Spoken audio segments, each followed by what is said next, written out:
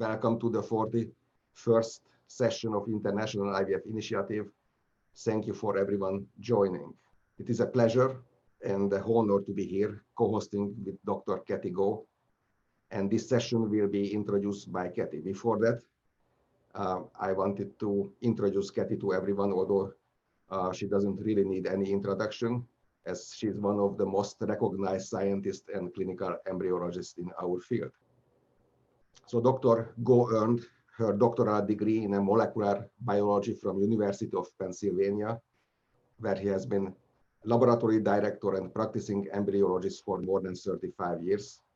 She is also the director currently at the Brigham and Women's Hospital, and is also consultant and managing director of embryology at Tomorrow Life Sciences. Dr. Go was for 21 years the laboratory director at the Pennsylvania Reproductive Associates, and then laboratory director at the IVF New England Laboratory and director at the Boston IVF. She served on the Executive Council of Society of Assisted Reproductive Technology and was chair of the Reproductive Biology Professional Group of the American Society for Reproductive Medicine. She is also past president of the New England Fertility Society and currently serves as its vice president. So Kathy, over to you. Peter, thank you. And as usual, way too generous. In fact, it is you who needs no introduction, but I'm very happy to introduce you and share your accomplishments with our audience. Dr. Peter Nagy is the Scientific and Laboratory Director at the Reproductive Biology Associates in Atlanta, Georgia. He earned his doctoral degree at the Free University of Brussels and was on the original team that brought ICSI to clinical realization, a magnificent achievement. With our colleague, Dr. Jeremy Chang, Dr. Nagy developed an efficient, very efficacious proprietary protocol for oocyte vitrification that has allowed them to develop the largest donor-A cryobank in North America. Dr. Nagy is a member of several international and national societies in our profession. Among those are the International Society for Fertility Preservation and the Alliance for Fertility Preservation, and he's also a past president of Alpha Scientists. He is the author or co-author of over 200 publications, numerous book chapters, and 5 books.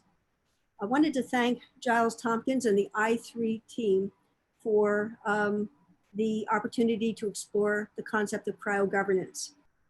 I think that most of us are accustomed to the term cryomanagement, and we only have to consider the difference between managing and governing. We're all managing now in the throes of a pandemic. We understand what it is to manage, which is to stay upright, to encounter challenges, devise solutions, deploy the solutions, and stay operational. But wouldn't we rather govern? Govern allows us to infer a control, a continuous sovereign authority over a process, the ability to control, to nurture, to shield, to prevail. So I think that it's fair to say that cryopreservation was not for many years the favorite child in our array of family of techniques in the IVF laboratory. We might argue that for many years ICSI was, and more recently biopsy was. But cryopreservation and the frozen oocytes and embryos it now produces are the whole point of many of our patients' treatment cycles. So it behooves us to really get on top of the programs that we have for oversight of these precious cells and tissues in our control. Cryogovernance in 7 words is to conduct the policy, actions, and affairs of an entity. And in this case, it's the samples in our control. So this is an array of things that we will address over this I3 webinar. Our 3 speakers will consider several aspects of some of these things. The personnel, the individuals who are qualified to perform or manage cryopreservation programs to govern them, what their training should comprise, when in the course of the training of an embryologist you introduce them to the array of things they will do to conduct cryopreservation and cryobiology in the laboratory. Are the standard operating protocols for your cryobiology program current? Have they continuously evolved? Or are you still doing things the way you did in the early 90s? It's always good to continuously develop your protocols as you do for all of the other techniques in our laboratories for clinical care. The array of materials, equipment, tools, and instruments, are they appropriate for cryo? Have they all been validated? And is there a way to assess them for quality assurance? Are we tracking them so that we can ascribe a particular instrument or particular entity to a cryopreservation event? Is everything considered for the safety of not only the embryologists, of course, but also the integrity of the samples at all times? Collectively, is everything attuned to achieving efficacy, getting the best outcome for the patient with respect to their cryopreserved cells and tissues? And finally, there are an array of things that are not in our control. We can continuously develop our programs, make sure they're current, keep an eye on trends and horizons, but ultimately we must also be aware that there may be legal constraints and regulatory standards with which we must be compliant. So today we'll be considering some elements presented by our speakers, Kirsty Crompton on transportation, Dr. Mitch Schiewe on safety and a comparison of the virtues or disadvantages of on-site versus off-site storage of our samples, and Tim Sharp, who will present his perspectives on the fact that we are now providers of a cryopreservation service that has ascended to the level of a biorepository, and how we must afford it the same gravity that a biorepository for the NIH or pharmaceutical companies must also exert. So I'd like to turn it back to you, Peter, for the introduction to our first speaker. Thank you very much, Kathy, for this excellent introduction. And as you heard from Kathy, for the next 60 to 80 minutes, you will have 3 presentations from 3 outstanding speakers. And then we will have also a 10 to 15 minutes Q&A. And the first speaker is Kirsty Crompton, and it's a big pleasure and honor to have Kirsty with us. And Kirsty, if I may ask, meantime you can start to share your screen. Kirsty Crompton is the Business Development Director for Reproductive Medicine at the Cryoport, where she's creating brand awareness and expansion into new markets. Kirsty brings nearly 2 decades of experience within the fertility industry, having a managerial position within Vitro Life for the last 10 years. And prior to this, she was on the board of directors of the RIUK, sister company to the Research Instrument. Kirsty earned her MBA in 2016, and she will talk about into the unknown, transportation of frozen gametes and embryos, and good practice policies. Thank you so much for joining us, Kirsty, and please go ahead. Hi everyone. I would like to thank the I3 team for the opportunity to share this with you. I'm going to be presenting on the good practice guidelines for the transportation of gametes and embryos. I do work for a global organisation, however, I'm here to discuss the current state of affairs of transporting as I see it within the IVF industry.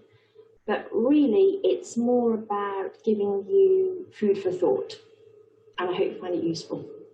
I'm going to begin by asking you to have a quick think about your most recent international shipment. So have a think about what was your part to play in it. Were the gametes and embryos packaged properly?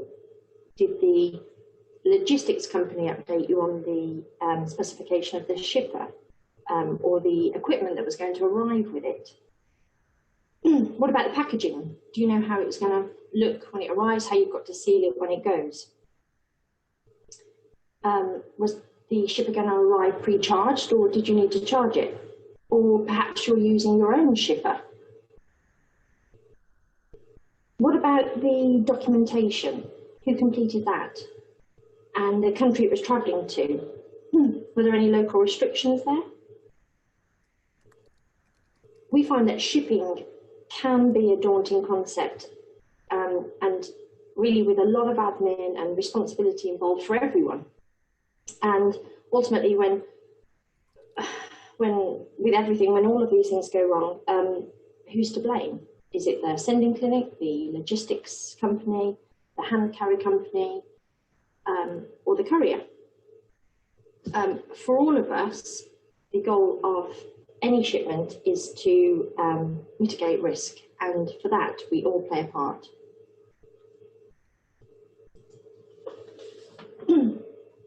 So where do we begin?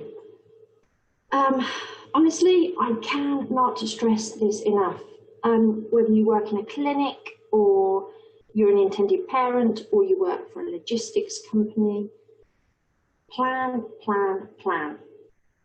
If you all have a quick read through the list, I know the points made seem glaringly obvious, and I understand that everyone here knows how to package gametes and embryos.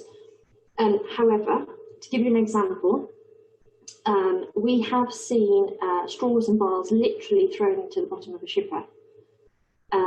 They had not been secured, and they were not placed in a canister. And I really want you to think about that.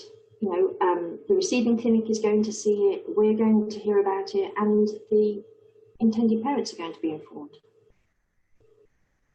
When we look at documentation, this must be completed in full.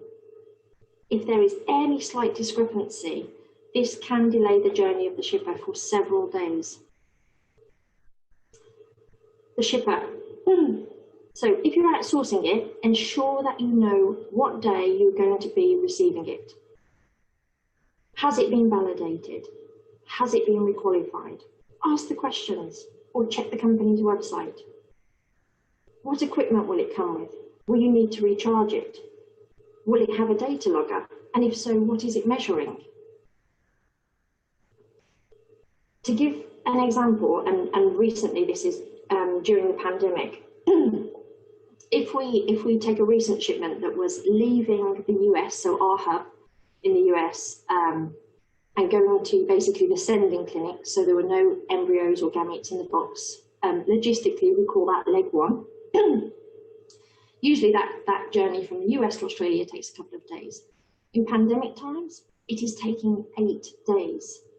Now, if you bear in mind that that shipper has a hold time, like a static hold time of 10 days, this means that we need to ensure that upon arrival, that clinic is basically willing to recharge the shipper for the rest of the journey. If not, then we would need to contact the courier and ask them to source LN2 immediately. These are all sort of things for you to sort of think about. How can you help out in these scenarios? Another thing, who will do the delivery? We know hand carry companies are finding it difficult currently, as there are a lack of commercial flights. So who's going to take the shipper? Are you guys planning to take it yourselves? Are you going to use the logistic company? Are you going to source a specialized medical delivery company? Who's doing the delivery? COVID is causing many cost implications, and these need to be considered when you are receiving quotes. And what are the specifics of the cost? Is it just the logistics? Is it just the shipper? Is it both? Is it insurance included? What are the details? These are the questions that you should be asking.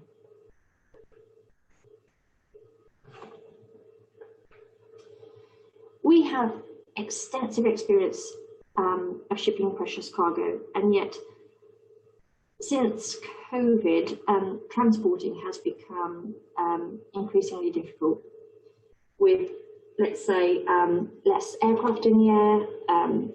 Aircraft space is basically now at a premium, which means there are now priority factors to consider when shipping. So border closures is a huge concern. If you or your chosen logistics company is taking the shipment by hand and quarantine rules are implemented in that country upon your arrival, what happens to you and the shipper? You need to consider this. A significant lack of aircraft means that flights are now rerouting, causing further delays. There's lack of space means shipments are being squeezed into available space. From my perspective, being able to assure clinics or intended parents that a shipment will stay upright on a flight in these current COVID times is completely unrealistic, even when using specialised carriers. When a shipper is placed on its side or delayed during the journey, it will affect the working time of the shipper. Being able to recharge the shipper during this time needs to be factored in to everyone's plan. So concerning staff, reduced staff at customs is also hindering the journey time. Delays from one country to another means that some shipments that were meant to arrive on a weekday with the receiving clinic are sometimes now arriving in customs on a weekend, and they can be there for several days. Moving on to bypassing X-ray. So is this still possible during a pandemic? We use a secondary screening process, so we avoid the X-ray route. But if you're traveling with the shipper, is it possible to still guarantee this? Not being able to foresee these issues means that we all must prepare for every eventuality and to factor in the possibility that the recharging of the shipper throughout the journey is inevitable. It may be a better idea for the sending clinics to opt to receive the shipper earlier than required. If you're the receiving clinic, I would advise that you check the temperature of the shipper, whether it has a monitoring data logger or not.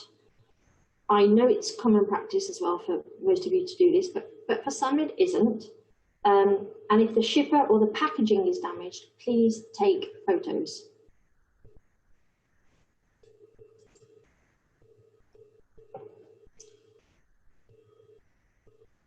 If you are sending the shipper directly from the clinic or considering using a logistics company, what, if any, data logger do they provide?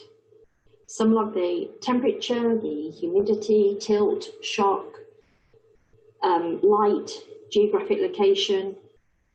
Others may only monitor, say, GPS or temperature.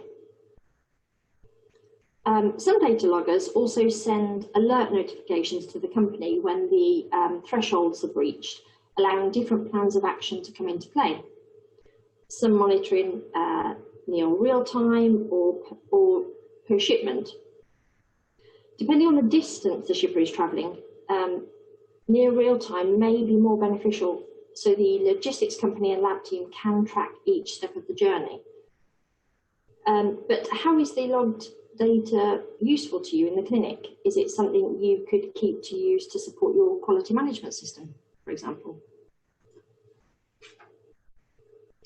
Whether you use your own shipper or you rent one, what does a validated shipper mean?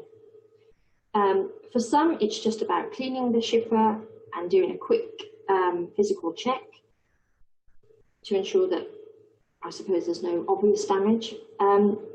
We use ISTA tests, which is a standard of test procedures used to define how packages should perform to ensure protection of their contents. To give you an example, if you're using a new shipper, it should be placed in its outer packaging and dropped from a height of 6 feet.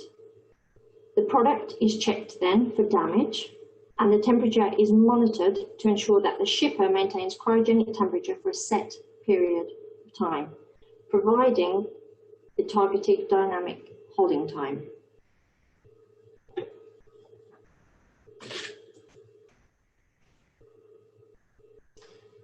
As we know, things are not always as they seem, and this is where requalification comes into play. It's an interesting subject and means, I would say, many different things to many different people. Some requalify their shippers once a year, some after each journey, and others not at all. NER tests are performed to determine the static and dynamic hold time of the shipper. So if these are not being performed, how are you or the, say, the logistics company you're using proving that the shipper is a trustworthy unit to travel for a certain distance? Where are the measurements and where is the data to support it? if you are not thorough in your qualification process, how do you know that the shipper is safe and functioning properly? How do you know it will perform on each shipment? This goes for the data loggers. Are you checking them frequently for monitoring consistency? And do you check for data gaps?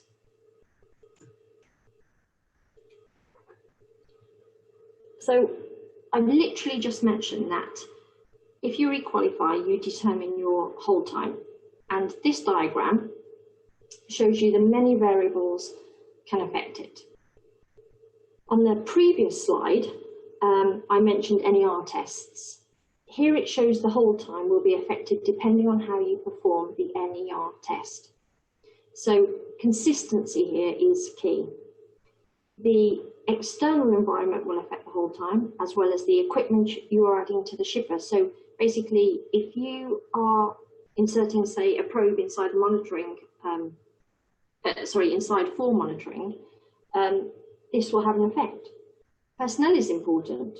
Consistency for training of staff, ensuring that you have SOPs. All of these are important.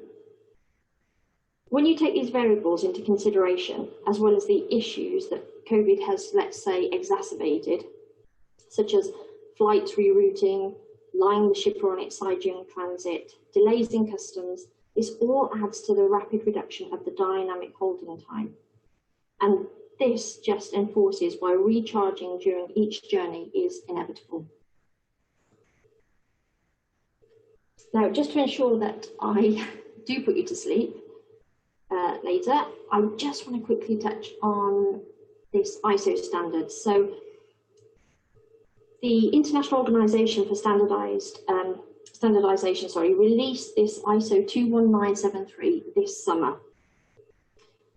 It's the first standard to address the specific issues of transporting cellular material for therapeutic use, and its focus is on risk mitigation, quality systems, and chain of custody, identity, and compliance. While this is directed at, say, the biotechnology industry, we do foresee that it is a taste of things to come for reproductive medicine. And as you will see, it addresses some of the points that we have just discussed.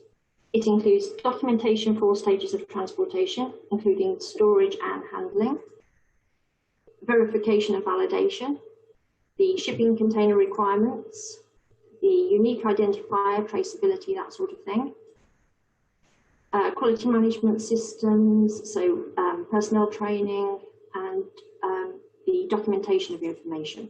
I would like to say thank you for your attention, and I just want to introduce you very quickly to members of our own frozen team at Cryoport. This is Angel and his team, and these guys are really busy in our US hub. These guys are behind all of our validation and requalification, and if you just think about the fact that sometimes in circulation we have anything from 800 to 1,200 shippers in circulation at one time, it just gives you an idea of how busy these guys really are. Thank you again. Thank you so much, Kirsty, for this absolutely excellent presentation. It was very detailed and very practical, very useful. Just a quick question before moving on. So if you don't mind to explain a little bit more about the X-ray rules that you mentioned in your presentation. I understand that different countries have different legislation or different practices. So is there a difference, when you are trying to send through, shippers from one part of the world to other part of the world, to take into account these differences? It is. Thank you, Peter. Yes, so it's very country specific. So this is why we suggest that you plan ahead so that we can look into what's happening. And of course, lots of things have changed since COVID as well. So for example, in Vienna, we use a specialized medical courier to ship. So we always make sure that we can bypass X-ray, and we use a secondary screening such as swab testing, for example. However, we bypass certain airports, for example, like in Vienna, because they always open the shippers, and there is absolutely no way around that. And certain airports just implement that rule. So we make sure that once we plan ahead and we have the schedule, even if a flight is rerouted, we definitely aim to bypass those certain airports. Thank you. And Kathy, mic is over to you. Thank you, Peter. It's my pleasure to introduce my colleague, Mitch Schiewe. Dr. Schiewe is a comparative reproductive physiologist who's been applying assisted reproductive technology to animal models and conservation biology since the early 80s. Dr. Schiewe has over 75 published papers or book chapters, 150, actually over 150 abstracts. Dr. Schiewe received his bachelor's degree at the University of California, Davis, his master's degree with Bob Gottke's Repro Rangers at LSU, and his doctoral degree at the Uniformed Services University of Health Sciences in conjunction with the National Zoo and NIH with Dr. David Wilt. His emphasis has been on applied aspects of embryology as well as sperm and embryo cryopreservation, which included the first vitrified sheep in 1988. Dr. Schiewe entered the field of human-assisted reproductive technology in 1992. He was assistant professor at UC California, Irvine until 95, a guest scientist at SIFT Roma between 94 and 2000, and has been an art lab director. He is currently at Ovation Fertility. He has been there since 2007. Mitch is also the founding chairman of the Society for Reproductive Biology and Technology Formation Committee. He founded that in 2008 to 2009. It's a great pleasure to have Mitch speak to us. His presentation is entitled On-Site, Off-Site, Site Risks and Liabilities. Is your cryo-nursery safe? Dr. Schiewe.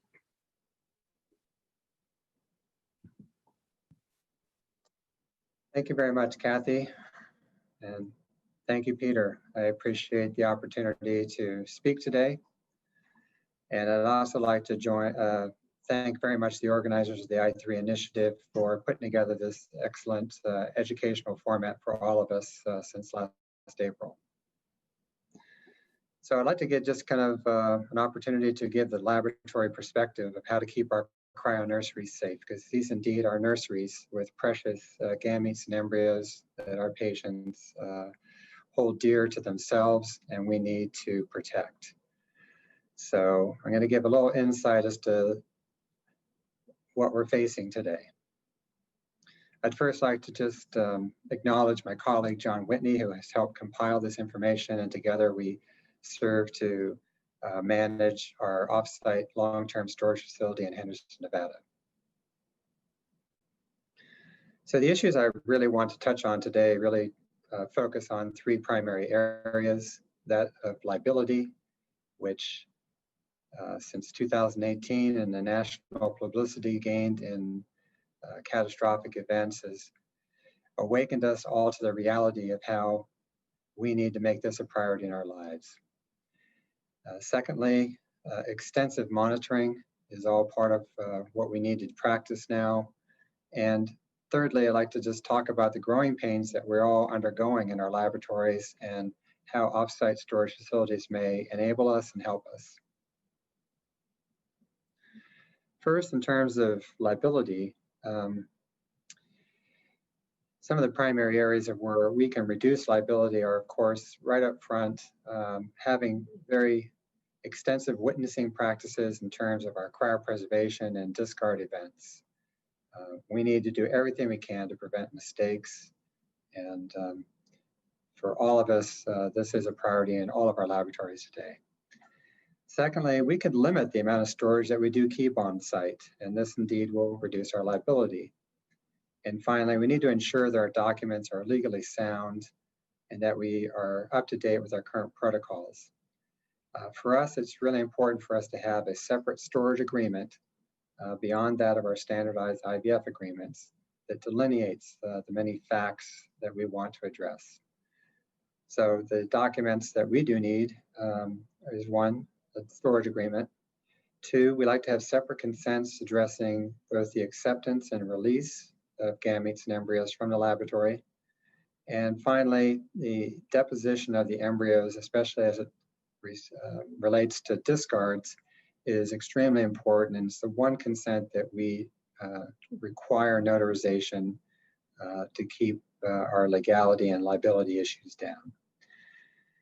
And so what should we be concerned about? When is there a need to be concerned about our practices? Certainly when there's a lack of check and balances in our quality management program, that raises a red flag and puts us all at risk. For missing documents, if we're not following SOPs or we're incomplete in our quality assurance and quality control practices. And finally, inventory control processes need to be reliable. Now, monitoring is another important area that has advanced in recent years to including electronic and 24/7 Wi-Fi based or phone-based systems of alarming us, monitoring our systems at all times, and letting us know what's going on. But just the direct physical inspection of our tanks cannot be expressed to be as important, any more important than they ever have been. Physical inspections need to be part of our daily process, in fact, twice daily practice. In addition to understanding what manufacturers' recommendations are, we can develop our own qualification profiles to make sure our tanks are safe. And one way to do this is to assess others' work in tank failures or perform your own tank failures of retired tanks to understand what kind of response times you have under emergency preparedness conditions. This is a graph that has been presented numerous times in the past, and has been expressed by both Dr. Pomeroy's group and Don Kelk and others with their own experience with tank failures, but they all show similar events. And really what is important to look at here is a difference between liquid-based tank systems or vapor-based tank systems and your response time to a catastrophic event. If there's a vacuum release and warming events occur, you can expect a gradual loss of your liquid nitrogen being vaporized to the point where it gets critically low, say below 5% or less, and you begin to see elevations in temperature. But at this point in time, you only have about 4 to 6 hours to respond before you're into a critical gas transition phase that may put your vitrification systems at high risk.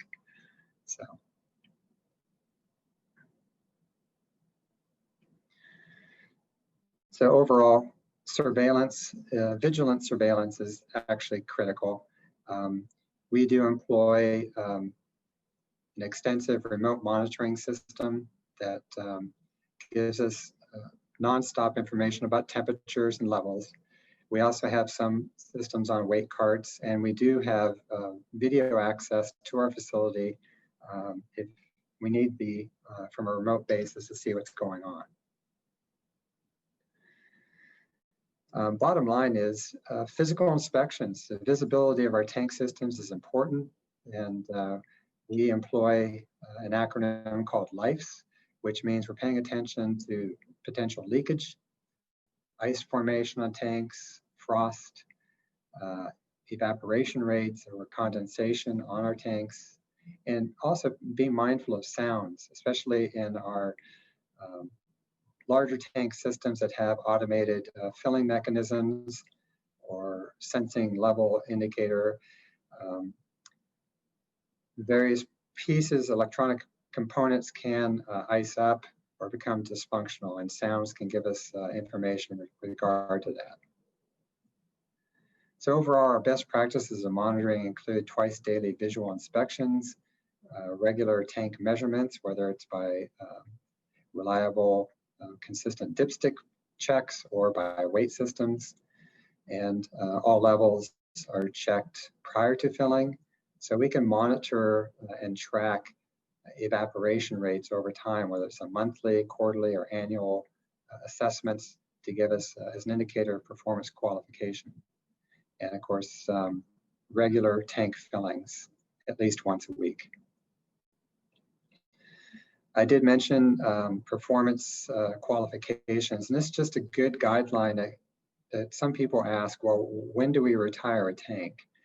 And you know, even if you abide by a manufacturer recommendation, let's say it's a 10-year recommendation from a manufacturer, we all know that we have older tank systems that can continue to be very viable and effective for years after that. And then we have newer tanks that may actually fail before that. So it's important to monitor these evaporation rates and have an idea of how they may be changing over time, and then coming up with an index value of which you may decide is an adequate point at which to retire a tank that seems to be declining in its performance. Now, another important question when it comes down to maintaining on-site storage versus potentially moving toward off-site storage is the issue of space. The truth is we're all running out of space, and so what should we do? How many specimens can we add to our inventory or to our area on a monthly or yearly basis? How many years can our storage support our needs? And what options do we have if we run out of room? These are important questions we need to be asking ourselves. How long should we expect samples to remain in storage? Well, with the advent of vitrification practices, which are highly effective, freeze-all cycles, and the increased use of single embryo transfer, the reality is we're keeping more specimens in storage for a longer period of time. So how many years do we have before we run out of room? This is just an example. If you have a tank that on average holds 180 canes and you're doing about 400 cycles a year, and say half of them are maintained in storage, you're going to be using about 2 tanks a year. And you can expect these tanks to remain in your system because you're adding more than you're removing. So then you can come up with a calculation of forecasting your growth and how long you have before you run out of space. So in this example, if you're storing for up to 5 years, you could be accumulating 10 tanks in that period of time. And are you going to have room for that? So another important area of liability concern is the process of discarding abnormal embryos and whether we should be doing that immediately or not. And that's a really challenging question that each lab is handling in different manners, but the way we view it is that we need to ask ourselves how much space are we really saving by removing an abnormal embryo from a batch of embryos? And what is the increased risk that we're placing upon those embryos, specifically the euploid treated embryos or tested embryos? So it may be an unnecessary risk to electively remove abnormal embryos from a batch, and need to weigh that possibility because each cane and goblet is going to hold a certain number of embryos anyway. So you may want to just elect toward keeping all embryos together, especially if there's fewer than 8 in a group. If there's more than 8, you might choose to combine and get rid of some of the complex abnormal embryos so you can reduce that patient to a single cane. But if not, there's really no advantage to removing the abnormal embryos from a group because 1, you increase the risk of removing the wrong embryo. 2, you're going to be pulling embryos up into ambient conditions in a protected manner, but putting them as a group at a risk of an additional handling event, especially if they're an open vitrification system. So overall, if we evaluate on-site versus off-site, the advantages of on-site storage, of course, are sample availability and potential profitability to your facility. But in doing so, you've significantly increased your liability concerns. Whereas an off-site storage reduces cost to the patient for storing. It reduces your liability for storing their gametes and embryos, and it conserves valuable floor space. And the disadvantage for the off-site storage is that you have to address shipment issues and be prepared. Now, an important area in both events, whether it's on-site or off-site, especially initiating the process on-site, is to have really good informed cryo storage agreements. The consenting process is absolutely essential to be on top of. And you need to address important issues that patients have to take responsibility for. One is embryo deposition under life-changing events. The other is to maintain contact with the storage facility. This has to be a key component of their agreement. Also to address the payment of storage fees, whether it's the period of time or the amount. You can also, at this point, negotiate special opportunities to the patient, whether it's to provide reduced storage fees off-site or to perhaps provide multi-year storage agreements, which is particularly helpful for those patients involved in reproductive tourism, where they're coming from other countries and it's more difficult to maintain contact with them on an annual basis. And finally, it's really important in these consents to address the terms of abandonment and the disposition of embryos to be discarded in the event that there is no contact over time. So that needs to be delineated in your SOPs, as well as this consent process to the patient. So the more you can do up front with the patient and addressing these issues, the more you're going to help yourself in the end when your storage is overwhelming and you want to discard or to move embryos around. So in terms of the off-site storage, what are the pros and cons? Again, by allowing ourselves to have access to an off-site storage facility for long-term storage, we allow ourselves to limit the amount of specimens kept in the lab. We reduce our inventory, which reduces our liability. We reduce laboratory operation and staff costs. Allows us to focus more on patient care and on our laboratory. And the long-term storage patients are removed from having to stay on top of, reducing our final disposition duties. The disadvantages are that patients are oftentimes slow to complete the off-site storage agreements. Patients are reluctant to move and need incentives and reassurance. So these are issues that, as long as you're approaching them up front in the beginning of their IVF cycles, and you have a good storage agreement in place, can be effectively put in place, whether it's through an online process or indirect communication. We do encourage long-term storage and reduce fees, but we also assure them that you can choose that today, but for the next year or two, we're going to keep your embryos and oocytes on site until such time as you've had your child, achieved the pregnancies that you desire, and then we can move the embryos off site without further communication with the patient. Another area is documentations for release and transport can be burdensome at times.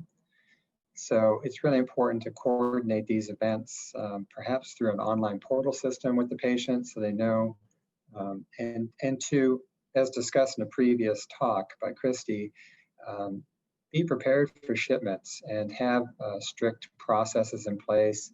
Don't rush events. Make sure that when you're contacted by patients that you're upfront that it's going to take a period of time. It could take 30 days to process, to get in touch with other facilities, to get in touch with the carrier. And so there's no point in rushing the process. And then finally, there's potential loss of contact with patients, making transport back difficult.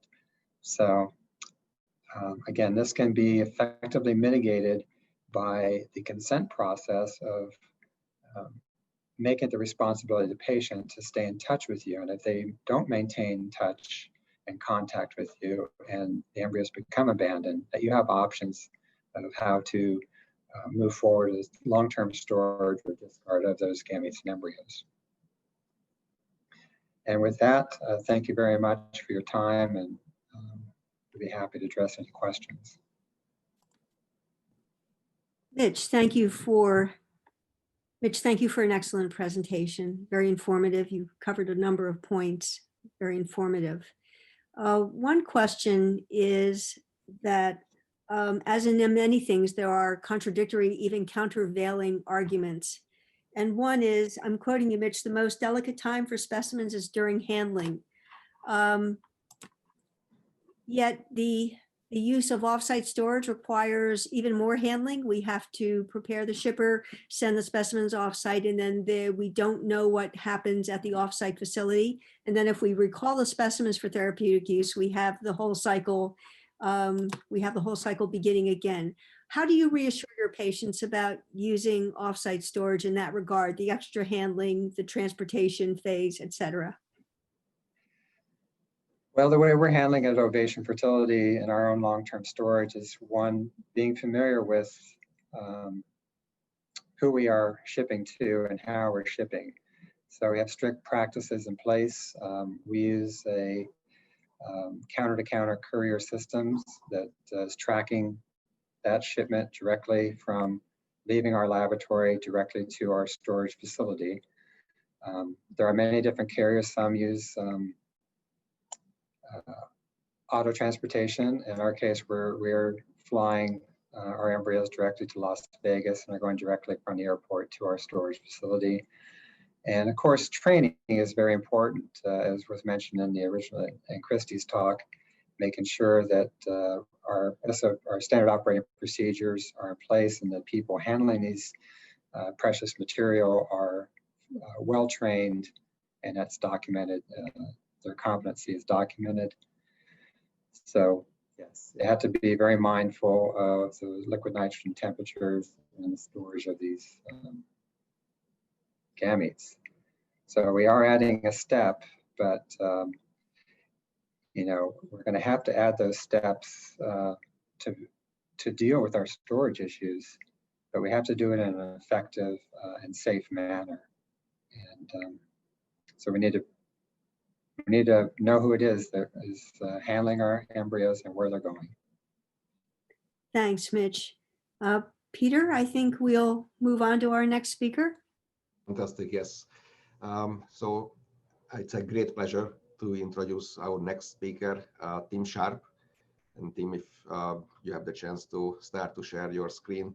Tim is the Senior Vice President of Strategy and Innovation at Tomorrow Life Sciences, where he leads transfer of technologies from the biobanking community to address some of the challenges facing IVF today.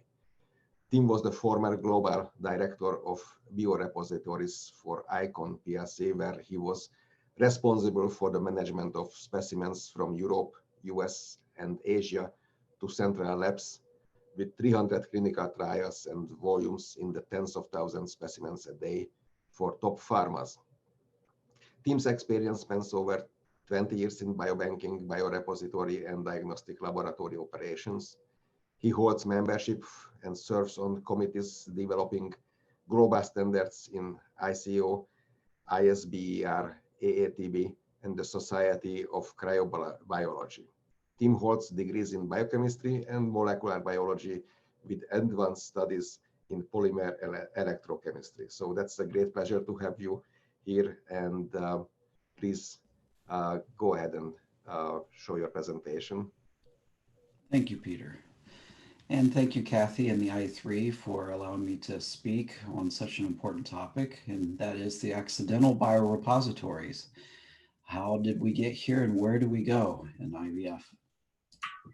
So general disclosure, I have no significant financial interest or any other relationship with the manufacturers of the products or the providers of services other than Tomorrow Life Sciences that will be discussed or could in any way influence the information to be presented in today's discussion. So a little bit of background, Peter, fantastic introduction, but my background is really non-IVF related. I have stored a variety of gametes over the years for research-based purposes. and in a few instances for transplant, but not in an IVF clinic capacity. Some of the repositories that I've managed and operated and directed were the NCI Central Repository for Cancer Specimens, the ATCC Bio-Repository, which is a 90-year-old bioresource center, and a few other microbiology and clinical trial-based repositories, and the U.S. Biological Patent Depository located in Manassas, Virginia. My laboratory backgrounds include pathology, bioanalytical laboratories, central labs, cryopreservation labs, where yes, we did perform vet and control rate freezing, and molecular diagnostics. And as Peter had mentioned, worked with a variety of operational standards, as you would expect in those kind of capacities. So how did we get here? The advances in IVF have spanned 40 plus years in terms of how we started with Louise Brown in 1978 being the first child born from IVF practices, all the way through to genetic screening in 1990. The whole point of this is that over these years, we've had an influx of material being maintained in cryogenic storage. Just as the advances of the science have grown, more materials are needing to be maintained at a cryogenic temperature for future use. So in the past, you would take the live specimen, perform the fertilization and then implantation, and the specimen would be consumed. Now today, as more and more patients are screened, material is going to be maintained at cryogenic temperatures inside the laboratory, and with the principles of banking being included for embryos and for oocyte storage and sperm, all of which are allowing for the accumulation of specimens to be stored typically on site in the IVF laboratory. This, of course, as everyone is well aware, is just causing a massing of dewars in the IVF lab space. So as specimens are accumulating, what's happening is that the floor space is being taken up by the conventional dewars used for typical cryogenic storage in an IVF laboratory, not something you would necessarily see in a biorepository. This actually causes a bit of a challenge in terms of scaling. So when you look at one dewar, you have essentially a multiplier of time that it takes to maintain the dewar, and a multiplier of risk as it relates to the dewar. You know, if the dewar fails, if the vacuum fails in the dewar, if someone forgets to add nitrogen, or if you have specimen loss within the dewar. When you move on to 10 dewars, that multiplier comes out to being 10 times for the time, or 10 for the risks. This is all due to the fact that what's happening is we are scaling out instead of doing a convention of scaling up, which means changing the systems, changing the structure to be more efficient, to be more progressive at being able to manage this accumulation of specimens. So in cryogenic dewar management, the way biobankers and biorepository specialists focus on this is to look at holistically. So you have an LN2 supply, which is critical for being able to maintain the temperature inside the dewars, as you all know, and for other laboratory operations. You have monitoring within the systems, so that way you are aware of how much nitrogen you have on site versus what your temperatures are within the dewars versus how much liquid is present in the repository. Location management. This is where your awareness of capacity in the dewars in terms of specimens related to the free space in the dewar. Do you have enough backup space allocated for being able to manage those specimens? And of course, risk management. Have you put in the proper alarm systems so that not only when they alarm, can you respond in time to be able to resolve the event before it causes a catastrophic failure? Have you performed a risk analysis in the area to try to make certain that you don't run yourself into a situation where you know that there's a potential problem, but you don't know how to resolve it, you don't know how to address it? All of these are faced by biobankers and modern biorepositories. So one of the things that we focus on as biobankers is the understanding that specimen management is a variety of buckets of knowledge. And the way we approach it is we take this information and we've expanded on it. I mean, we've been doing this for 90 plus years in the case of ATCC. where we focus on location management, understanding not only that you have space or not space based on specimens consuming the space, but also that that location may be used for high transactional specimens. So whenever you're going to be using those specimens rather rapidly. So you have created a purpose for those specimens and you've introduced that into your inventory location management system. This way you can put your high transactional material in one storage environment and then your low transactional or archive or banking material in another environment, which can be a lot less costly to maintain. Your monitoring system isn't just looking at it in terms of alerts and alarms, but also trending. So in modern biorepositories, our purpose is to prevent ourselves from getting to a point of an alert or an alarm and actually look at these trends well in advance to head off critical events. So we go a little further than just waiting for a system to tell us that there's something happening, but actually looking at how that information is giving us a trajectory to let us know we're not at failure, we're not at risk, but we're trending that way. Specimen management. In a modern biorepository, the inventory information is directly linked to the metadata that's associated with the specimen. So in the cases for IVF, this would be an integration of your EMR with your inventory management. So that way your diagnostic data from your genetic sequencing would actually be available whenever you're retrieving those specimens and be viewable when you're looking at those inventory records. In fact, the transactions would go into the same system. So you have true accountability and chain of custody. Risk management. So biorepositories are built with the understanding that the material may exist in that space for at least 20 years. That being said, we go through a very iterative, progressive, methodical approach to understand the risks of those repositories and how can we manage those in future cases, such as how close are we to a nitrogen supply source? Do we have the capabilities of being able to maintain nitrogen supply if there was an interruption of the service? Did we build extra space for us to produce nitrogen in case that interruption were to occur?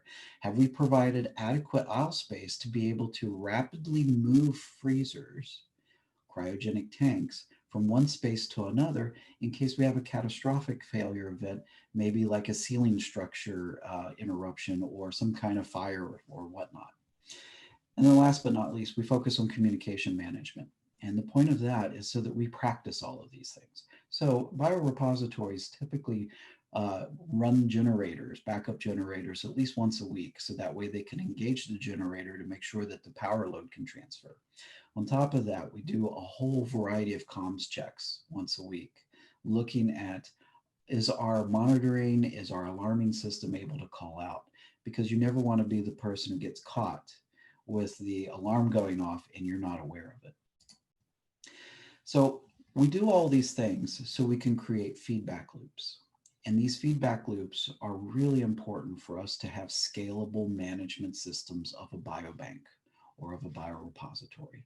Scalable management systems allow us to be able to accumulate more material without increasing the risk or causing us to have a lot of resource consumption at maintaining those repositories.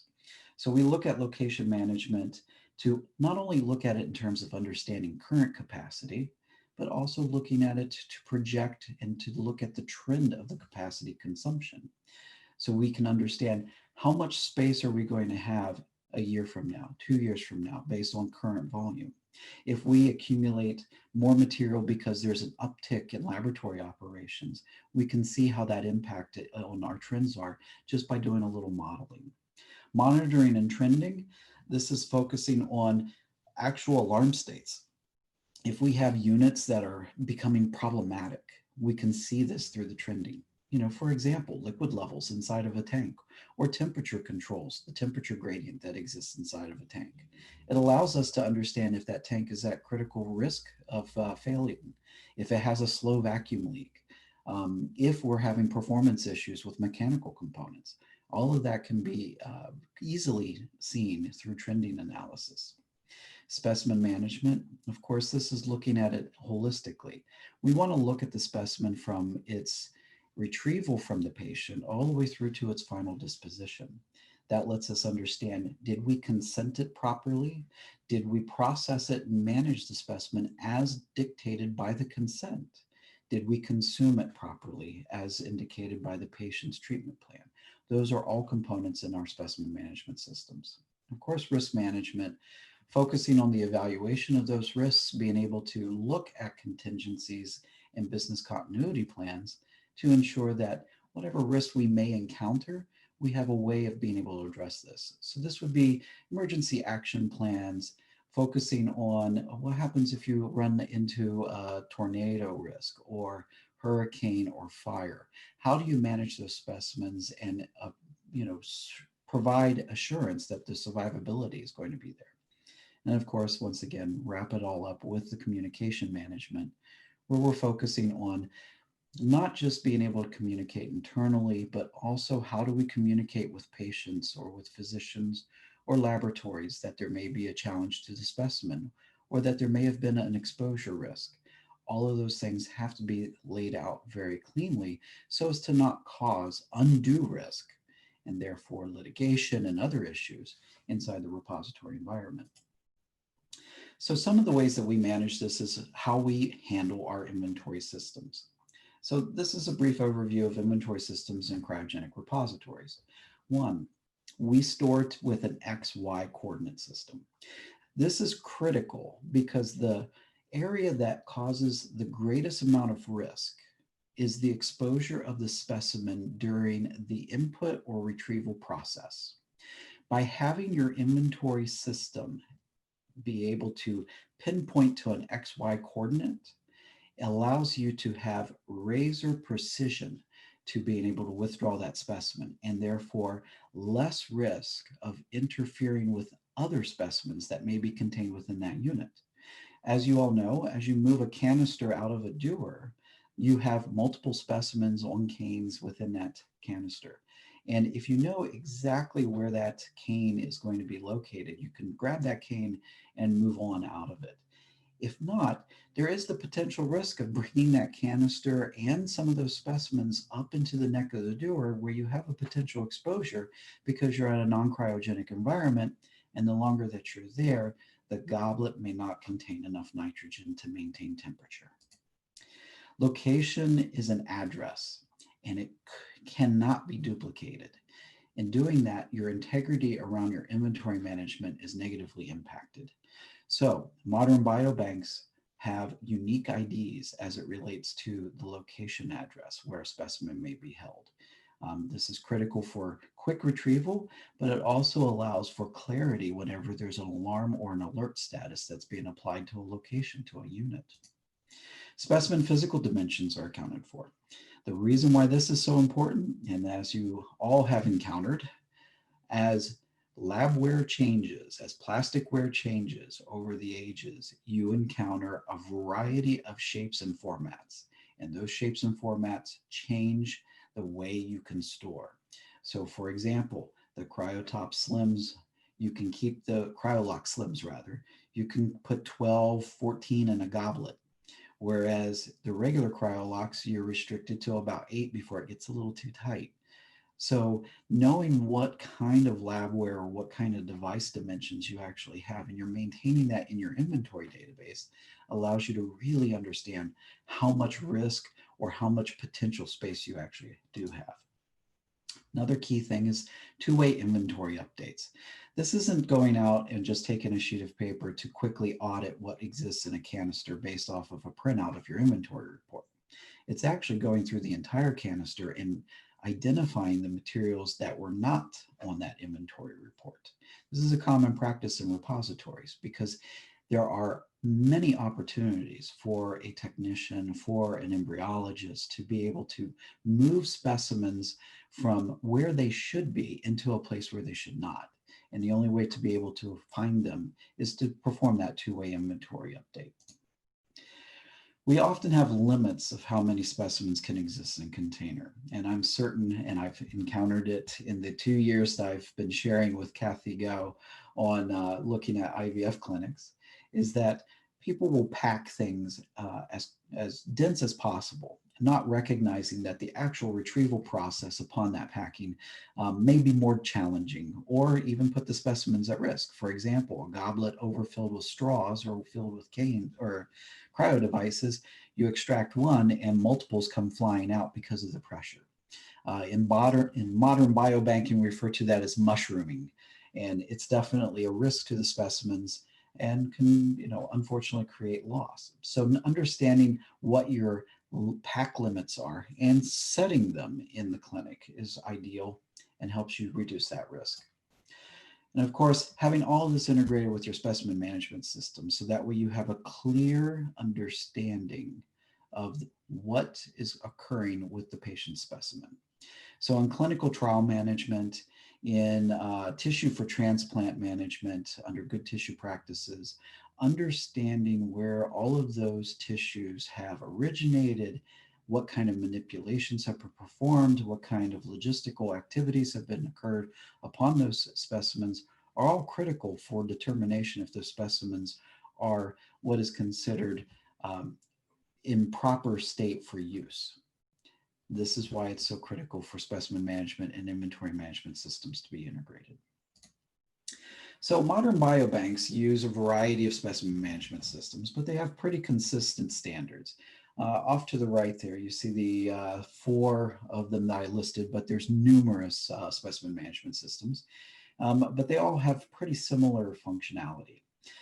It's both an inventory system and a data warehouse. An inventory system meaning that it tells you what your current inventory is.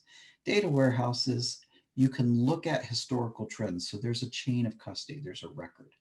The data is traceable to the original patient, so specimen to patient linkage, with a full specimen life cycle history available. This would tell you all the actions or activities that have been performed on the specimen. The chain of custody is included in these systems to reduce the variation within processing. The purpose of that chain of custody is so that you know who has possession or what activity has possession of that specimen when that specimen is no longer in its storage environment. And of course, these are all at a system security level that are 21 CFR compliant, high trust compliant, to make sure that patient data is not going to be accidentally exposed during routine functions of the inventory management.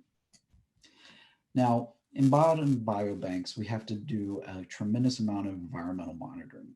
One of my largest repositories, I managed about 27 million specimens contained within about 1,000 mechanical freezers and about 350 liquid nitrogen cryo tanks, stainless steel tanks. All of those specimens we had to monitor 24/7 with a continuous audit trail of what those temperatures were. This way we could understand the laboratory analysis and understand the results from those analyses, and also understand if the fit for purpose of those specimens for the transplant activities could actually be met. So what we would have is a variety of monitoring systems. Off to the right, once again, several systems for monitoring. What you should see, though, is an available audit trail to let you know exactly what the specimen temperature or the unit temperature has trended over an indefinite period of time. For clinical practices, it's typically a 10-year period that you must maintain.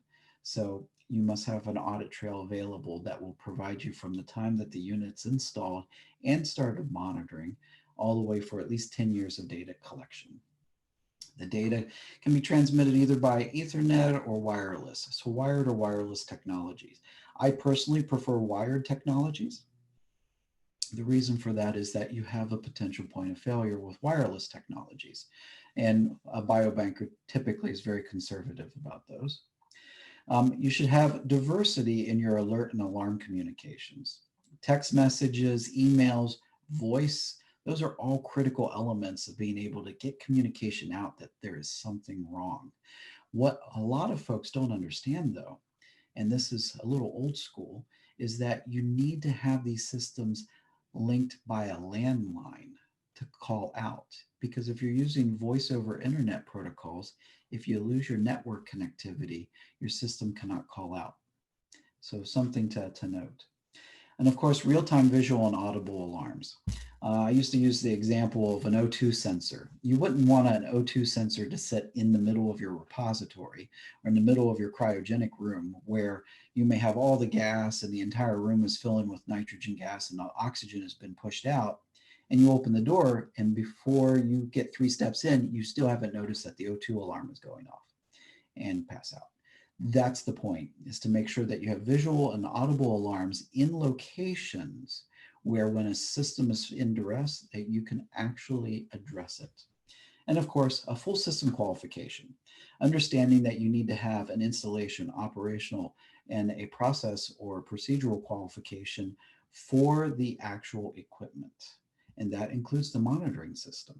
How do you know that the monitoring system is actually transmitting the right temperature? You need to qualify it. You need to compare it against the standard. Those are all elements that your monitoring system providers should be able to provide for you. So one of the things I wanted to focus on is the Tomorrow system, how Tomorrow is addressing this. So Tomorrow is a cryogenic tank system. And what we have done is basically integrated all those components that I talked about earlier into one system. So we have an RFID traceability system, so that way we can link it directly to a specimen management inventory-based system. We are maintaining temperatures and awareness of where the material is existing at a given time. We're introducing it into a cryogenic tank system where we're constantly monitoring the temperatures and the trending of those temperatures and using predictive analytics to understand when we may be at a state of duress. So there are systems that are available to provide that level of information for IVF or for whatever activities. Some resources I'd like to offer for everyone that would be interested, because biobanking is all-inclusive. You know, I've stored seeds, I've stored organs, all kinds of different kinds of components. But that being said, a lot of these organizations do provide best practices or standards or guidance to be able to help assist in your cryogenic repository needs. So the International Society of Biological and Environmental Repositories, also known as ISPR, does have a professional journal, peer-reviewed journal, called the Journal of Biopreservation and Biobanking. In that journal, you'll find a lot of educational articles and peer-reviewed research on cryogenic standards, on specimen management practices, and on ways of being able to better manage your overall repository environments, whether it be 1 unit or 1,000. The American Association of Tissue Banks, of course, many of you are quite familiar with this group. They, of course, publish a variety of papers and their own guidance around the proper management of tissue for transplant banks. The College of American Pathologists, so everybody knows CAP. The Bio-Repository Accreditation Program is something you may not be aware of. So CAP maintains the Laboratory Accreditation Program, the LAP, but they also have a sister group called the Bio-Repository Accreditation Program. The BAP provides you a level of understanding about specimen management inside of a clinical environment. And CAP is, by the way, introducing this program into the journal checklist.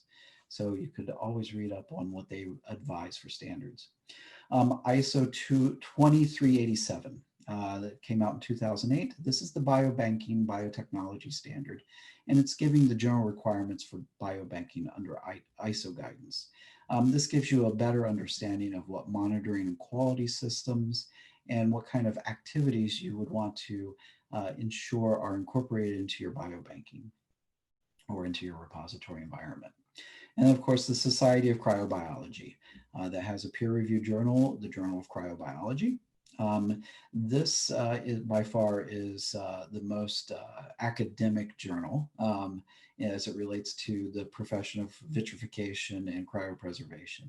And they have numerous articles about proper storage methods and ways and temperatures that are ideal for different kinds of mixed media for freezing and whatnot. So those are all fantastic references to be able to use when you're looking at improving or enhancing your biorepositories. And I'd like to thank everyone for the opportunity to speak, and I'm free for questions. Tim, thank you so much for this very detailed presentation, lots of information, very good information. And just a quick question before we open up for the Q&A. and just to do it something that is very practical. So what happens for those places where they have, very large volume URs, cryotanks, when there is a need for evacuation?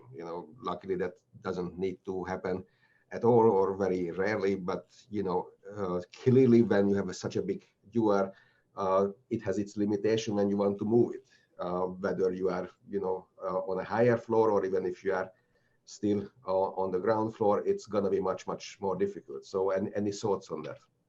Absolutely. So modern biobanks actually use a paradigm for understanding what your backup capacity needs to be maintained.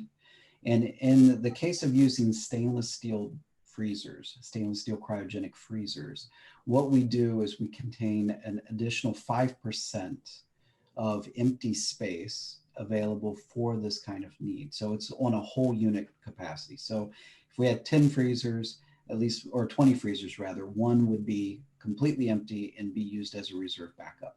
The materials are also contained inside of a racking structure, which allows for the easily removed from the system, from the cryogenic freezer, placed into what biobankers use called a cryo cart.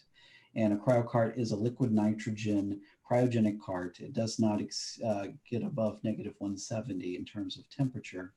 And the racks can be laid down on their side and then transferred over into the cryogenic unit that's awaiting the empty one. So we do have that as a regular contingency and backup plan.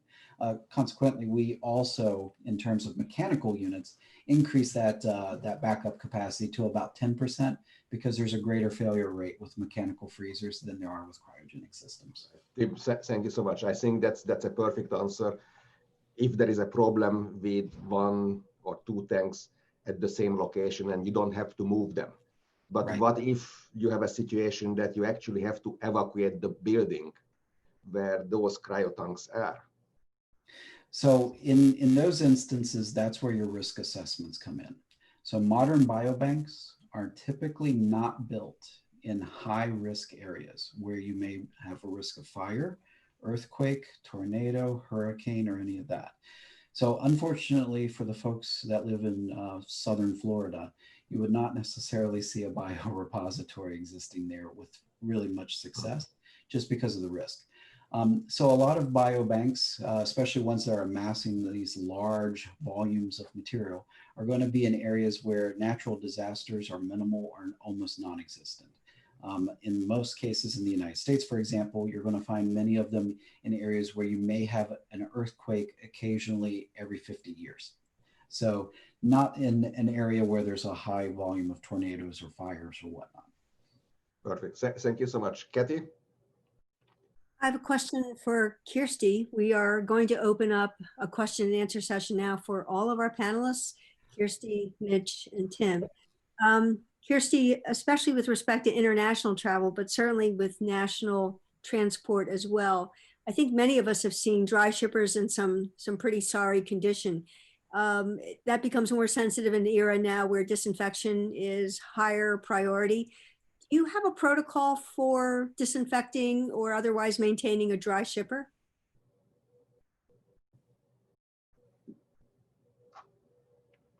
And Kirsty, you might be muted. Can you hear me now? There we go. Thank you. So yes, so sorry, internally we have our own product which we call Very Clean. We know though from speaking to clinics who have their own shippers, and obviously it depends on how they requalify. Some people only clean their shippers once a year. We do ours again after every one journey, but I can send that out to anybody that's interested in hearing about that after this. Thank you. And then there are many questions. We will try to bring as many of them to the speakers as possible. One of them, actually more than one of them, is addressing about the same question, liability, because liability was brought up as a potential reason to keep some samples off site instead of keeping them on site. To two considerations, one coming from Dr. Cohen, is that just because you put a sample offsite, you might still have some liability because the sample is originating from your clinic. And yeah, perhaps you can sign some consent with the patient, but when the patient decides to, something happens and patient decides to sue the clinic, they will go ahead and sue also the one that when it was on site. The second relating to that is assuming that maybe the offsite monitoring is perhaps higher quality, safer, the sample there. But if your on-site monitoring system is not the best quality, then it doesn't matter whether you have 10 cryotanks or 20 or just one. You still have a risk that something happens with it. So basically you must have a very high quality monitoring system even on your on-site samples. So what are the thoughts about those? And anybody can answer, can chip in at this point. Mitch, you want to go ahead? Put on the microphone. Yeah, thank you, Peter. All those points are very valid and very true. The one that's really difficult to address are those really long-term old patients that have been in there for a long time. And that's a difficult one. If you've lost contact, the abandonment issue, but it's really a matter of, for the last 10, 15 years, we've been able to look much more prospectively at this issue and be more proactive about how we define abandonment. And that's what's really critical moving forward, is that your SOPs clearly define and your consents clearly define what is abandonment and what will be done in what period of time of patient absence from contact where you have the right to discard those samples. And so that's an important thing to keep in mind. Even then, there are historically old samples that if you can define in your SOPs moving forward how to handle them and allow a certain period of time of no further contact, then you can also get rid of those samples potentially. So not an easy question to answer, but being proactive and mindful of consents is probably the most important thing moving forward. Reducing liability, another possible option is to split samples. Patient has, let's say, 10 embryos. Would you decide to, store 5 of them in, one cryotank, 5 in a different cryotank, same location, different locations? Tim? No, that's an excellent question. I will say, some of the materials that I've stored for ATCC, for example, are the cell lines that are utilized for the creation of the MMR vaccine in the United States. So those cells, it's master cell stock material, completely irreplaceable. They've been FDA characterized and they mass produced them many years ago, and they cannot reproduce them at this stage. The reasons why biobanks don't separate material into different areas any longer is because that's not addressing the risk. The risk is not distributed, it's actually contained in those individual units now. So if you have one unit and the risk is, say, 10% failure, and now you have 2 units, the risk is still 10% failure, but in 2 units. So what biobanks have done through risk mitigation is focused on putting systems in to lower the actual risk percentage for the actual unit itself. So that's where the whole enhanced monitoring and all those other systems. And back to your earlier question, Peter, that is the component that is really critical. So you're right. A lot of these offsite repositories do have much greater enhanced monitoring and alerting practices and equipment than what you would find in the clinical lab. And primarily it's because of the resource availability that they have. And it's a refined level of focus that they have on those systems as well. In an embryology lab, you're focusing on the actual patient, you're focusing on the embryology. not necessarily focusing on how are you monitoring that cryo tank. That's secondary. These kind of offsite facilities, that's their primary purpose, is to maintain those specimens. And therefore they put a lot more resource and a lot more value into making sure that those systems are compliant and tested rigorously. Okay, and anyone else? Mitch, you want to chime in? Yeah, I would like to just address what Tim said and kind of ask him back.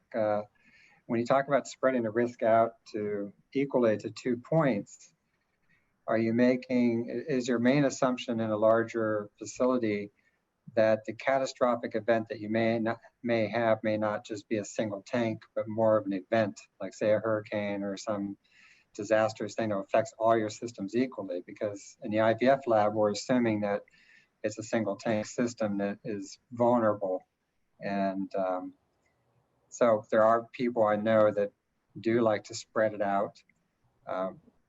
We don't have that luxury because we're limited in space. So by spreading it out, you're also limiting your capacity because you've taken up 2 spots potentially now. So I do agree with what Tim said, though. It's really all about your monitoring and effective quality management and minimizing your risk today.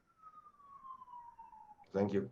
Kathy, you want to go ahead, ask your next favorite question? Yeah. Tim, I was wondering what if you have a perspective on having seen large volume laboratories move their dewars around a lot to take them to be replenished, put them back into place. Are you concerned about any of the stress on the tanks, if it does represent a stress? Kathy, that's really a leading question there. So to be completely transparent, ATCC actually consists of 24 independent laboratories, all contained within one building. Inside of the individual labs, they do contain a standard 4711 dewar. This is where their working stock of cells may be introduced by the repository for them to be able to produce all of the cell manufacturing that they do. These dewars typically sit in a corner. They are monitored, so there is wires coming down in them to check the temperature. They are dipped routinely by the repository staff, actually, to assure that the liquid levels are appropriate, but they are not moved. In fact, the nitrogen source is transported to them. So there's a large 230-liter tank that's moved throughout the facility with a dispensing hose and a diffuser there to be able to fill these units. The reason why we don't choose to move the dewars to the liquid nitrogen source is that everyone knows that the casters on those dewars have problems going over thresholds. They also are prone to getting stuck as well, and it can easily cause the dewar to tip. And in the instances where that dewar has become unstable and tipped out, now you're at a complete loss of specimens because you've just exposed them to all these non-ideal temperatures. So the risk is really high. So that's why repositories typically will not move specimen containing systems for resource filling, such as liquid nitrogen. They provide dispensing lines. So that means that the planning of where the freezers are located, where the dewars are going to be located, and where your dispensing lines are going to be laid out is really critical.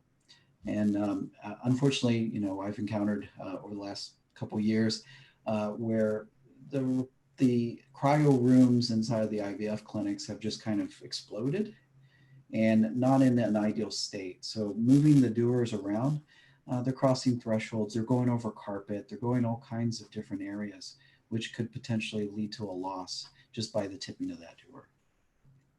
Perfect. Kirsty, you talked about shipping, a lot of great information. I have a question to you. When we are doing shipping, we observe that time to time there is damage to the dry shipper. We are shipping typically with the protective outside layer, that what we call the mushroom. But many times we have seen, that there is damage to that mushroom. Sometimes there is, they open it up, they then sometimes close it down, but not very well. Is there anything we can do about it to prevent it, avoid it? Is there anything better alternative, than, for instance, here in the US, we are using UPS or FedEx. Any advice on that, because we are worried, and sometimes, that can cause, loss of sample. Yeah, I agree. I would say since COVID, these issues have worsened. I think you definitely need to opt for a specialized medical courier rather than perhaps like your standard sort of FedEx DHL. We have seen from our own monitoring systems that actually the damage to our own shippers is reduced when we use specialized medical courier. And also, as I mentioned, space is at a premium right now on aircraft, and shippers are being turned on their side. They are being squeezed into spaces and whatnot.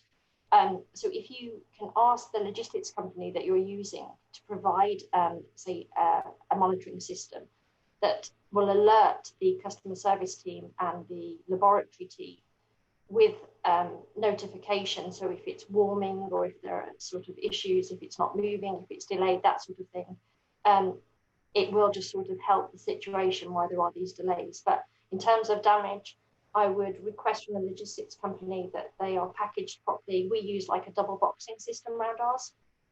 That's like a cardboard box system to protect ours, but it is really difficult. But I would just ask the logistics company what they can provide for you and just plan ahead. Right, and still talking about shipping, if the clinics are in the same city, for instance, would you be okay if the patient took, the dry shipper from one clinic to the other clinic that is perhaps only just 10-15 minutes drive away, or beside the patients, perhaps, the laboratory stuff on behalf of the patient? Is that something that you would do? And this is a question because in the past, I think here at Atlanta, we used to do it more frequent.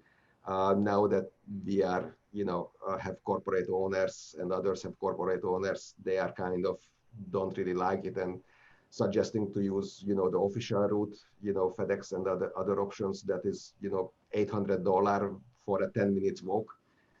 But what do you think? To be honest, Peter, I've asked lab staff this question myself. Some embryologists hate it if patients want to take, borrow the shipper and take it, and really do try to talk the patients out of it. I mean, if it's a short distance, 10 minutes, what's 10 minutes? And really, couriers are short-staffed right now. And there are delays, even in, like within cities themselves, there are delays right now. So I suppose if it's a short distance and your shipper is, validated and requalified, and, I suppose it depends on what you know about your own shipper. That's up to the clinic. Otherwise, I would stick with the people who know best and use a logistics company with a data logger on the shipper. Yeah, thank you. Mitch, as a practicing embryologist, what do you think? Well, there certainly was a time when we could, and where we live, Peter, like yourself, in your area, we have dozens of clinics within a 10-mile radius. So we have a lot of local shipments. And in the old days, no problem to have the tank patient use our tank, properly fill it, go over there and come back. But the truth is we can't really do that anymore because we are focusing on providing a service that's reliable to the patient for long-term storage. So we have an agreement with in our standard SOPs of how we're going to proceed with shipments and the type of medical care courier service we're going to use. And in turn, in order for us to maintain insurance coverage on our shipments, we cannot allow patients to transport on their own anymore. So there is some restrictions as we advance into developing more reliable transportation services. We need to protect ourselves, the liability through insurance. So for now, we're not allowing patients to do that anymore. Perfect. Kathy, your question. Kirsty, a general question for laboratories who may be limited by budget to replace their tanks on a regular basis. They feel that they would like to document that the tank is perfectly sound. Would you have any kind of protocol for an annual validation of a tank's integrity? So we have obviously the protocols for our own validations and what we do in the requalification. When a clinic purchases a shipper from whichever company, obviously you can request a validation certificate from them initially. But I mean, really, it is better that you do your own, your own validations. But I can send. I put my email on, so if anybody would like me to send them anything protocol-wise, please ask, and I can send you what we do internally. Okay, I think that would be a good guideline if people chose to exercise that option. Peter? Yeah, Kathy, I actually wanted to ask the same question. That was my next question. But Mitch, I would like to hear, your thoughts about it, because, when we buy these cryo tanks, from the manufacturers, they provide typically 5 years of guarantee on that.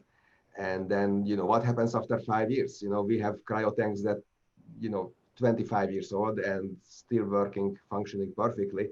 But, we are taking more liability because now it is out of guarantee for 20 years. So what can we do? Yeah.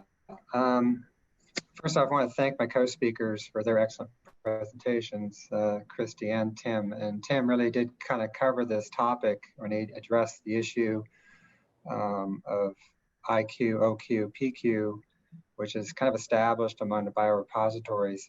It's really important practice that when we put a tank into operation, that we put it through the validation and verification process to know exactly how it's functioning, and then use that as your baseline control threshold to then evaluate the tank's performance over time and to other tanks. I don't think it can be done just on an annual basis.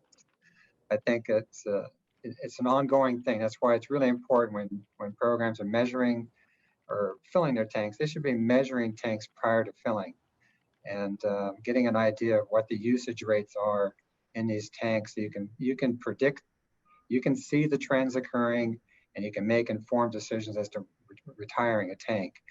I honestly believe that old tanks, just like older cars, are probably made better than newer cars, and you need to have more test systems in place to catch the errors that are going to occur.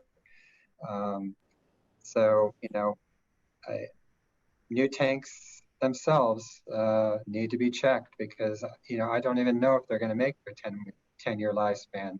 The old 20-year tank that's still working, I know exceeded its useful life at this point, but at what point do I draw that line? So that's done through measurements and validations, qualifications. Perfect. Kathy, I think, because of the time, maybe each of us should have one last question, and then perhaps time to conclude. Kathy, all right. go ahead. I have a special request for Kirsty. Kirsty, would you draw a comparison or contrast between chain of custody and chain of compliance? Yes. So chain of custody is, say, the sequential documentation, whereas the chain of compliance is more about traceability of the equipment and processes and the logistic handling.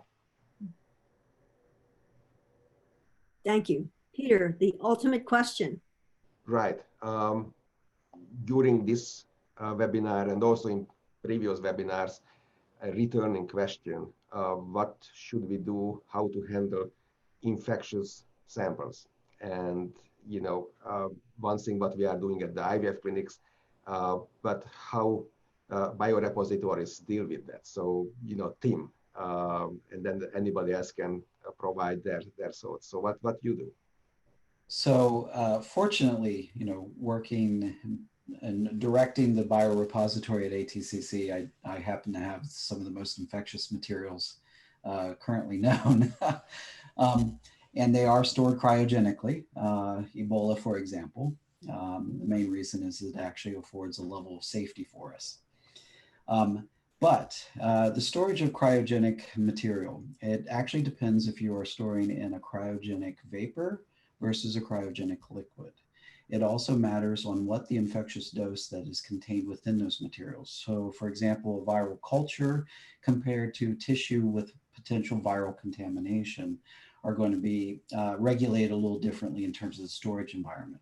So in a vapor phase unit, viral movement or viral particle movement between specimens is not really observed.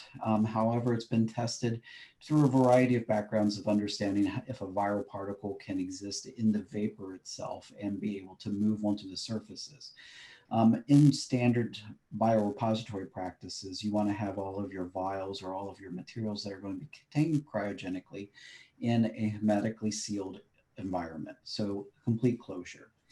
That way you don't run the risk of external cross-contamination, just if you have liquid overfills or situations where you may have a breach of containment on a specimen container, causing the infectious material to spread throughout the environment. In general, it's not the actual cryogenic environment that allows for the infectivity of a virus into a tissue. It's when the tissue is removed from the environment and therefore warmed that the virus is allowed to infect. So there's a lot of procedures around the retrieval of those specimens from those units to be able to shed that contamination from the exterior of those containers. So the way we typically do it is that we partition infectious material inside of a vapor phase unit into different quadrants. So that's depending on what kind of unit we're using. But typically we can contain those areas and therefore clearly mark and identify which ones are infectious versus non-infectious, and then also have it in our inventory management systems. But in general, the precautions that we do is hermetically sealing all the containers. And if we're not able to do that, then we actually do a level of distance. If not available within the same unit, then we place them in separate units for infectivity. Right, that makes perfect sense. And, you know, just your answer makes me a little bit curious. So you have all of your cryo tanks are vapor phase, or you have vapor phase only for infectious samples, and for the non-infectious, you have the regular wet tanks? So modern biorepositories try to avoid storing in liquid phase nitrogen. Main reason is because the intrusion of the liquid can cause the materials, the hermetically sealed vials, if nitrogen were to infuse them, to rupture or explode. Glass ampules are quite a common occurrence when that happens. So we do store in vapor phase. Modern vapor phase stainless steel units are actually constructed in a way to where the top box temperature does not often exceed -180. So you're within 14 degrees of cryogenic liquid temperature, and you're not near the vitrification or devitrification point of water, or even running those risks of that cellular material being degraded in that. At that temperature, you're already at the point of liquefying oxygen. So oxidation doesn't even occur at that temp. So that being said, modern biobanks will often, majority of the time, store in vapor phase. ATCC, for example, does store in vapor phase. I transferred the last liquid phase tank into vapor phase in 2015. And it contains cell lines that were retrieved back in the 1960s, stored in glass ampules. So there are progress being made in modern biobanks to assure that we don't have liquid phase units, just because of that risk of cross-contamination, and also the other hazards that are associated with a large volume of liquid nitrogen being contained in a unit where potential infectious material may exist. That makes complete sense. Thank you so much for answering this question. And, you know, unfortunately, it's time to close down this session. And I really wanted to thank to everyone taking the time to participate, and also the discussion, which I think it was really fantastic. I definitely want to thank to the three great speakers, Kirsty Crompton, Mitch Schiewe, and Tim Sharp, for your fantastic presentations. And absolutely, it was a honor with me to work with you, Kathy. during this webinar. I also wanted to thank for the organizing committee of this initiative, Giles Palmer, Thomas Elliott, Shaista Sadruddin, Jacques Cohen, and Marian Svetets. There is a tremendous amount of work that goes on behind the scenes to pull these webinars off. Thank you all for the huge amount of time you spent on this endeavor. Also, one of the more complicated elements of these webinars is the stream of questions and the way this is triaged by the I3 team. Today's team members were Shaista Sadruddin, Marian Svetets, and Giles Palmer. And I also want to thank Cynthia Hudson for being a panelist. Kathy. Thank you, everyone. I also want to apologize to Giles for referring to him as Giles Tompkins. But my thanks to the I3 team. And Peter, always a pleasure to work with you. Thank you. And thank you to our 3 great speakers. And then just don't forget that next week, the same time, same channel, we are back Tuesday, November 24. And that will be session 42, Integrity, which is about ICSI outcomes using sperm with optimal genomic integrity, presented by Dr. Alessandra Parella. Then the other presentation will be about euploidy rates and pregnancy outcomes using a microfluidic sperm separation device that is presented by Dr. Anthony Anderson. And with this, all of you be safe. And it was a great pleasure to have you all in this webinar. Take care. Take care. Thank you.